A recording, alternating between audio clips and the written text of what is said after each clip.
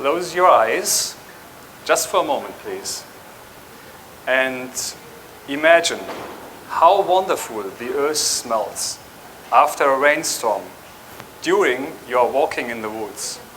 Or take a moment to dream of the smell of freshly brewed coffee and cookies taken right from the oven. Now, try to programming your nose that way that it could emphasize those smells that you love.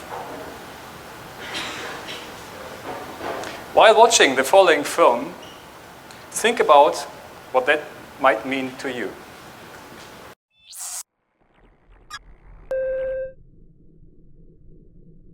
In this message, major updates for ultrasound devices are coming to our noses later this year.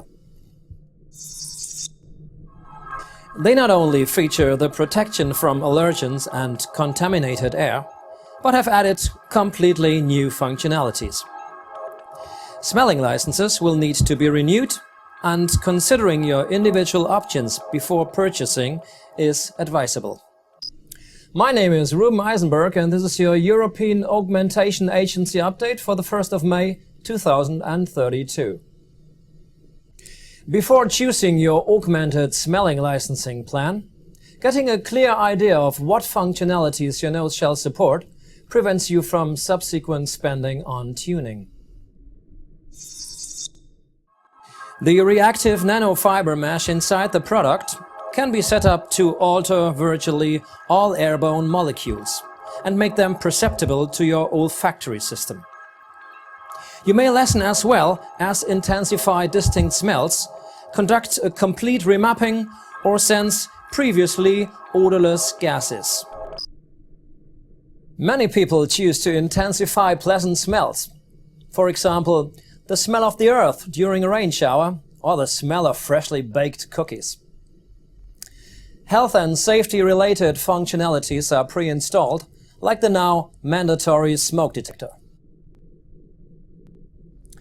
As with previous versions, NanoNose training is indicated if you want to use more advanced services.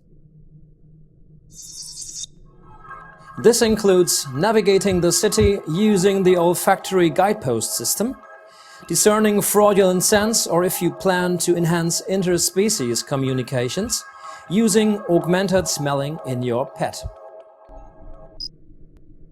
Authorized courses help you in using your equipment effectively and safely. Goodbye now. Who of you like to buy one of these NanoNoses? Maybe in the pharmacy, or even in the supermarket. Or who of you definitely don't want to have such a device? And maybe some of you want to buy more than one for your friends, so that you can share a community of the same attributes of smells.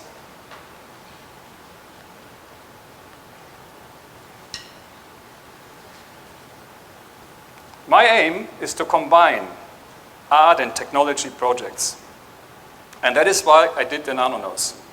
Within an interdisciplinary team, I and we together thought about what could happen and what could be done with scientific results. In this group of different professions, like, for example, scientists, engineers, artists, and other people, we are able to speculate about possible scenarios, what could happen from our results as scientists in the future.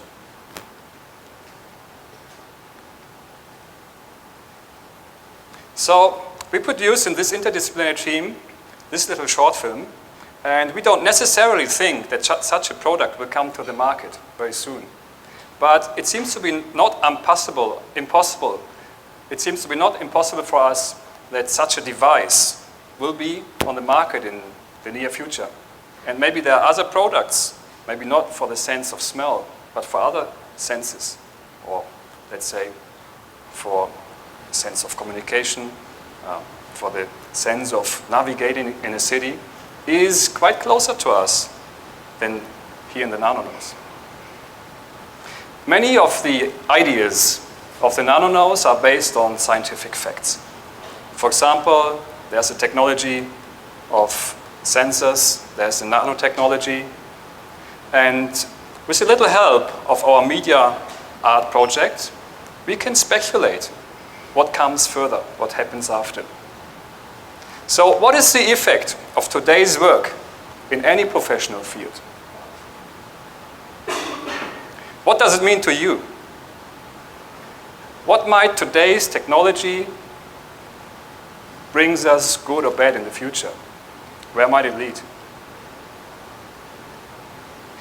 During a visit at MIT, the Massachusetts Institute of Technology, during that visit at MIT, I talked to the head of the Department of Aeronautics and Astronautics, and we speculated a little bit about the possible solution or possible use of augmented reality like the NanoNose to be used in long travels to space to make them more convenient.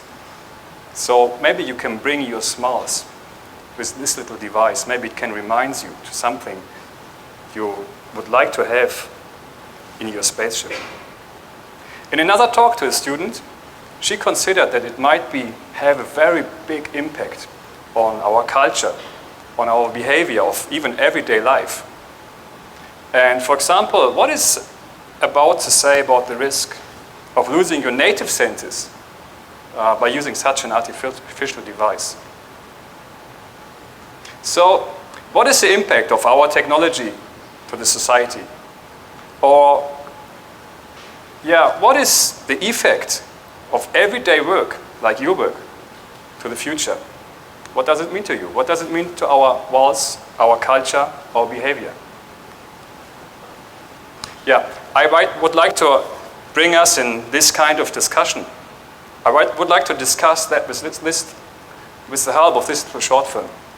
So I'd like to ask you the question, what is your possible impact? What is the possible impact of the work you are doing today for our future? Thank you.